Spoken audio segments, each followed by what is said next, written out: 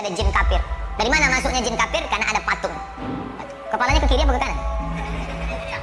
Saya menjelaskan tentang akidah agama saya di tengah komunitas umat Islam di dalam rumah ibadah saya. Bahwa kemudian ada orang yang tersinggung dengan penjelasan saya, apakah saya mesti meminta maaf? Contoh, dalam Islam dikatakan, sesungguhnya maaf. Memang bunyi ayatnya begitu. Laqad kafara, sesungguhnya kafirlah orang yang mengatakan Allah itu tiga dalam satu, satu dalam tiga. Saya jelaskan itu di tengah umat Islam. Otomatis orang luar yang mendengar itu tersinggung atau tidak? Tersinggung. Apakah perlu saya minta maaf? Udah terjawab. Nah, ajaran saya, kalau saya belum minta maaf, berarti ayat itu mesti dibuang. Nah,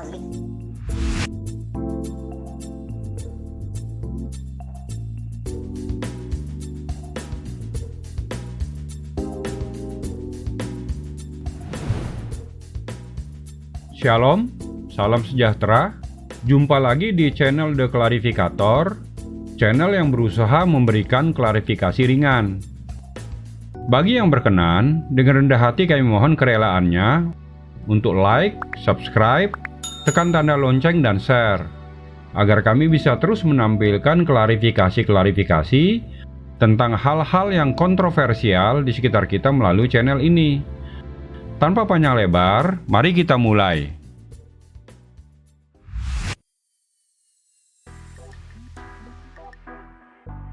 Di video ini, kita membahas perkataan Ustadz Abdul Somad yang mengatakan bahwa di salib ada jin kafir dan simbol kekafiran. Ustadz Abdul Somad dengan angkuh tidak merasa menista dan melecehkan simbol agama Kristen. Dia merasa tidak perlu minta maaf karena yang disampaikannya berdasarkan akidah agama yang dianutnya. Pernyataan Ustadz Abdul Somad tersebut menanggapi pertanyaan umat yang bertanya, mengapa selalu merasa bergetar dan terbayang-bayang jika melihat salib? Di iman Kristen, hanya iblis dan pengikutnya yang takut dan selalu bergetar kepanasan jika melihat, apalagi berada di dekat-dekat salib. Pertanyaan umat tersebut membuktikan kekuatan salib sebagai simbol rohani, dan tentu akan semakin memperkuat iman orang Kristen kepada keyakinannya. Secara akidah agamanya, bisa dimaklumi sikap sang ustadz. Namun dari sisi etika, pernyataan tersebut sangat melukai hati umat Kristen. Apalagi video tersebut sudah menjadi konsumsi publik. Analoginya begini, ada orang kaya yang hidup serba berkecukupan, bertetangga dengan yang miskin. Untuk makan sehari-hari saja, yang miskin tersebut harus bekerja serabutan, bahkan kadang terpaksa harus melakukan tindakan kriminal. Dengan pongah dan lantang si orang kaya berujar, "Dasar kalian orang miskin, untuk makan saja harus mencuri dan merampok." Hal tersebut sesuai kenyataan. Tetapi secara etika, apakah si orang kaya tersebut pantas untuk berujar seperti itu? Apalagi sampai didengar tetangga yang miskin tersebut. Adakah agama yang membenarkan sikap tersebut? Jika ada, jelas itu bukan ajaran yang berasal dari Allah. Karena sombong adalah sifat setan yang sangat dibenci Allah. Seperti tertulis di Quran Surah Al-Baqarah ayat 34, mengisahkan iblis yang enggan menyembah Adam karena merasa derajatnya lebih tinggi dan lebih mulia.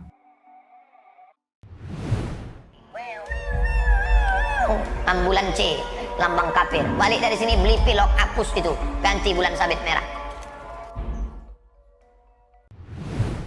Sang Ustadz juga mengatakan simbol palang merah yang ada di mobil ambulans adalah salib, sehingga harus diganti menjadi bulan sabit.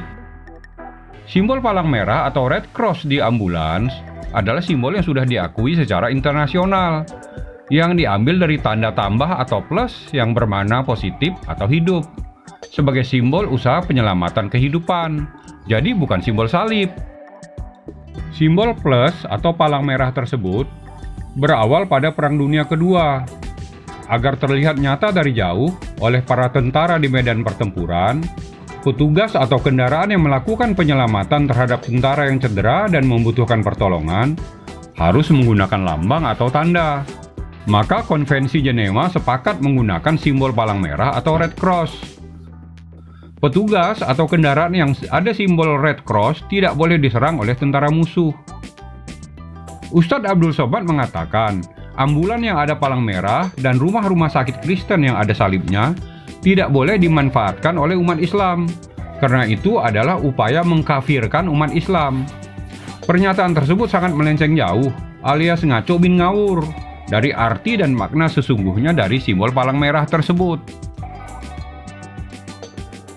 Hal tersebut menggambarkan bahwa referensi bacaan Ustadz Abdul Somad belum jauh. Ibarat bocil, kencingnya belum jauh. Tidak jarang yang bersangkutan menyampaikan pernyataan yang tidak sesuai fakta alias hoak.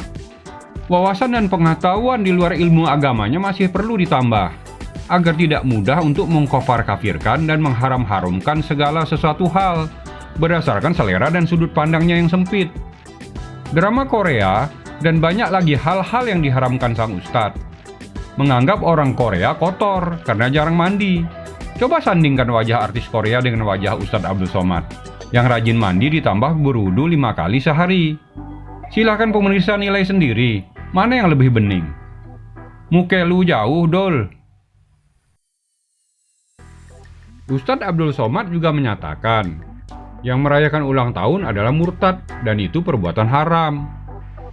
Setelah beristri baru, sang ustadz malah merayakan hari ulang tahun sang mama mudanya tersebut. Pakai tumpengan lagi. Bukannya tumpengan adalah tradisi agama Hindu. Katanya jika mengikuti tradisi kaum kafir, nanti akan dibangkitkan bersama kaum kafir juga. Perayaan hari ulang tahun istrinya diiringi lagu selamat ulang tahun. Hanya iramanya yang dirubah dengan irama Arab. Katanya, di Islam bernyanyi dan bermusik haram. Apa nggak murtad lu, dol? Jika merayakan ulang tahun, bernyanyi dan bermusik adalah haram dan itu wahyu dari Allah, bukankah yang dilakukan Ustadz Abdul Somad CS dengan merubah irama lagu dengan irama Arab sebagai upaya untuk mengakali Allah? Allah mana yang begitu naif, bisa diakali manusia?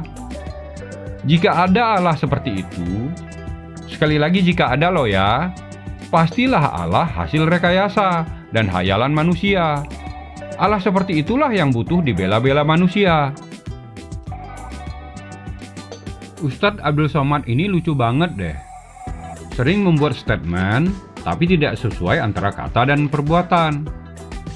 Seperti mengharamkan ulang tahun, tapi merayakan ulang tahun. Mengharamkan kebiasaan orang kafir, tapi hobi mengendarai dan ikut konvoi motor gede. Dan sering tampil menggunakan baju koko yang warisan budaya Cina. Berkoar-koar tidak mau ikut-ikut berpolitik, tapi mendukung bahkan menjadi ahli nujum yang meramalkan Prabowo akan menang Pilpres dan mendukung salah satu cawagup Medan. Ternyata semua calon yang didukungnya malah kalah. Apakah itu bukti Allah sudah mulai bosan mendengar ocehannya? Memfitnah pemerintah menyelewengkan dana haji, tapi di lain waktu bilang tidak paham tentang dana haji. Bawa-bawa nama Allah mengatakan jangan bicara yang tidak dipahami. Selama ini, sang ustadz kan sering bicara seperti sok paham segala hal.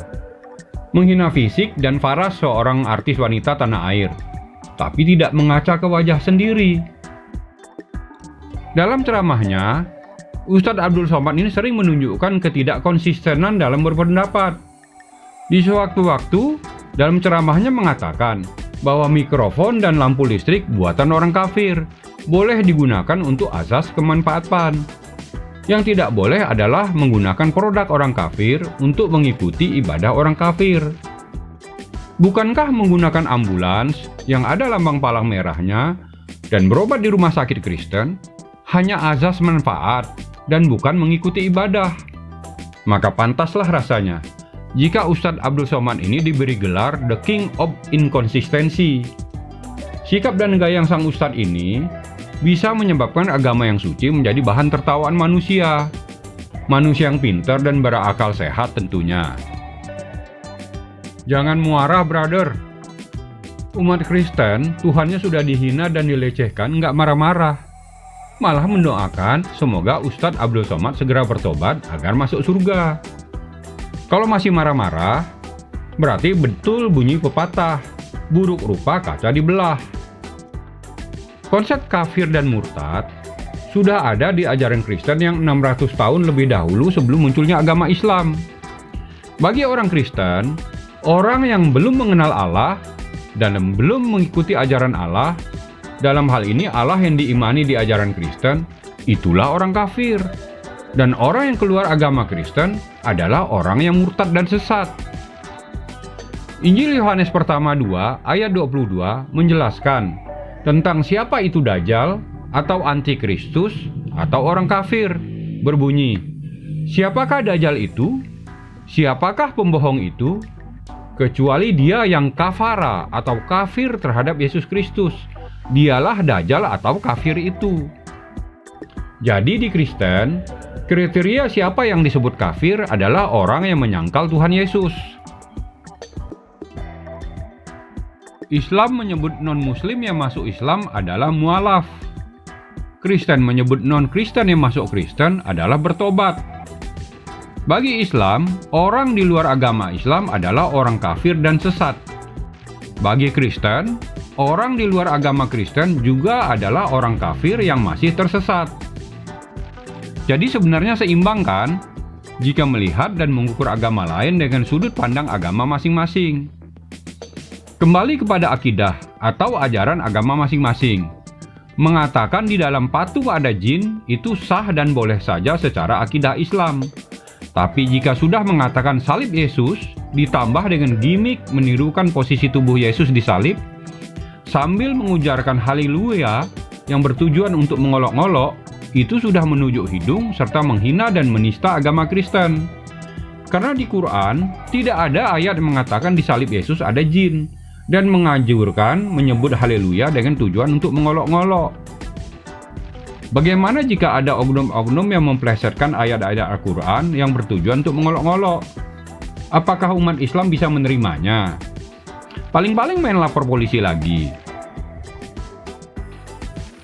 Pada video lain, Ustadz Abdul Somad menanyakan, apakah dia salah jika mengatakan di patung ada jin?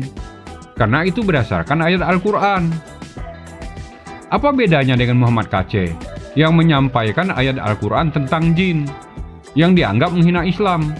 Bukankah yang disampaikan Muhammad KC memang ada tertulis di Al-Quran surah 72 Al-Jin ayat 19? Di Injil ada tertulis, tidak ada utusan Allah lagi setelah Yesus. Itu berdasar Ibrani 1 ayat 1-9 yang menyatakan Yesus adalah finalitas atau penutup pewahyuan. Sehingga iman Kristen meyakini yang mengaku nabi atau utusan Allah setelah Yesus adalah nabi-nabi palsu. Sepanjang umat Kristen mengimani yang mengaku-ngaku nabi setelah Yesus adalah nabi palsu dengan tidak menyebut nama nabi siapapun, maka itu bagian dari iman berdasarkan ajaran Kristen. Tapi jika umat Kristen sudah menyebutkan nama seorang nabi agama tertentu adalah nabi palsu, itu berarti juga sudah menunjuk hidung oknum yang disebut nabi palsu tersebut. Dan pasti umatnya akan merasa terhina dan ternista. Iman Kristen menyatakan, seorang nabi harus dinubuatkan dan harus bernubuat, serta mampu bermukjizat. Jika tidak ada ketiganya, maka itu adalah nabi palsu. Nubuat adalah kata kerja untuk nabi. Mengaku nabi, tapi tidak ada yang pernah menyaksikan secara langsung kapan yang bersangkutan menerima wahyu Allah dan dinyatakan sebagai nabi oleh malaikat, selain hanya katanya dan klaim dirinya sendiri. Di iman Kristen, itu ciri nabi palsu. Apalagi jika ada, sekali lagi jika ada loh ya, ajaran yang menyimpang dan bertentangan dengan 10 perintah Allah. Misalnya, di antaranya mencontohkan boleh menggauli budak-budak dan menantu, boleh berpoligami, boleh menggauli anak di bawah umur, menggambarkan surga yang mulia dan kudus sebagai tempat berpesta seks, menganjurkan kekejaman dengan menghalalkan darah sesama manusia. Kristen mengimani semua perbuatan seperti itu adalah perbuatan yang sangat terlarang bagi Allah. Karena yang berasal dari ajaran Allah tidak mungkin mengizinkan manusia berlaku sewenang-wenang dan kejam kepada sesama manusia, walau sejelek, sejahat, dan sebersalah apapun seorang manusia di mata manusia yang lain, apalagi hanya karena perbedaan keyakinan dan ras. Di ajaran dan ukuran Kristen, perbuatan manusia yang menyimpang dari 10 perintah Allah adalah sebuah kesesatan. Dari ukuran manusia saja perbuatan-perbuatan tersebut adalah sesat. apalagi dari ukuran Allah. Segala perbuatan sesat tersebut ada dikisahkan di kitab suci. Bagi yang belum pernah membaca kisah tersebut, silahkan pelajari secara mendalam kitab suci yang dimaksud. Segala kepalsuan dan kesesatan tersebut cukup untuk diketahui dan dipahami saja, serta diimani secara teguh oleh orang Kristen bahwa itu bukan ajaran Allah dan tidak boleh diikuti serta dilakukan. Sekali lagi, cukup untuk diimani saja ya. Tidak perlu dikoar-koarkan dengan tujuan menyerang agama tertentu. Masalahnya, bagaimana jika ada oknum umat yang berkelakuan sama dengan Ustadz Abdul Somad? Melalui media sosial menyatakan yang mengaku-ngaku nabi setelah Yesus atau Isa adalah nabi palsu yang menyesatkan manusia. Apa tidak membuat pengikut nabi tersebut merasa dihina dan dilecehkan? Terus, setelah oknum tersebut didesak untuk minta maaf, dengan entengnya dia menyatakan bahwa yang dia sampaikan sesuai dengan ajaran kitab suci agamanya. Dan dia balik bertanya kepada audiens, apakah dia perlu minta maaf jika menyampaikan sesuatu yang berdasarkan ajaran agamanya, walaupun menyakitkan hati pengikut nabi yang disebut nabi palsu itu. Kemudian ada audiens yang nyeletuk, tidak perlu. Terus oknum tersebut menanggapi persis seperti gimmick dan gestur tubuh Ustadz Abdul Somad yang merasa tidak perlu minta maaf walau Ustadz Abdul Somad sudah menghina salib Yesus. Bagaimana? Apakah umat pengikut yang disebut sebagai nabi palsu tersebut akan bisa ikhlas dan legowo seperti sikap umat Kristen kepada Ustadz Abdul Somad? Jika ada yang marah-marah, maka benarlah yang tertulis di Al-Quran. Ibadah yang marah-marah tersebut hanya baru sampai kerongkongannya saja, belum sampai ke hati. Quran Surah Al-An'am ayat 108 mengatakan, "Dan janganlah kamu memaki sesembahan yang mereka sembah selain Allah, karena mereka nanti akan memaki Allah dengan melampaui batas tanpa dasar pengetahuan. Demikianlah kami jadikan setiap umat menganggap baik setiap pekerjaan mereka." Apakah ustadz yang materi ceramahnya yang ringan tanpa beban, menghina dan menista sesembahan orang lain, sebagai contoh ibadahnya hanya sampai kerongkongannya saja, sehingga lupa dengan ayat tersebut? Quran Surah Al-An'am ayat 108 memberi pelajaran agar para penceramah hendaknya berceramahlah dengan elok, bukan dengan memperolok-olok. Berceramahlah dengan tujuan memeluk, bukan untuk menakluk. Kembali kepada nurani masing-masing untuk mau berpikir dengan akal sehat yang cerdas. Mana yang sejatinya firman Allah dan mana ucapan-ucapan yang lebih disenangi setan. Menjaga adab dalam bertutur kata adalah bagian dari rahmatan lil alamin. Semoga Tuhan yang Maha Kasih dan Maha Penyayang memberkati kita semua. Amin.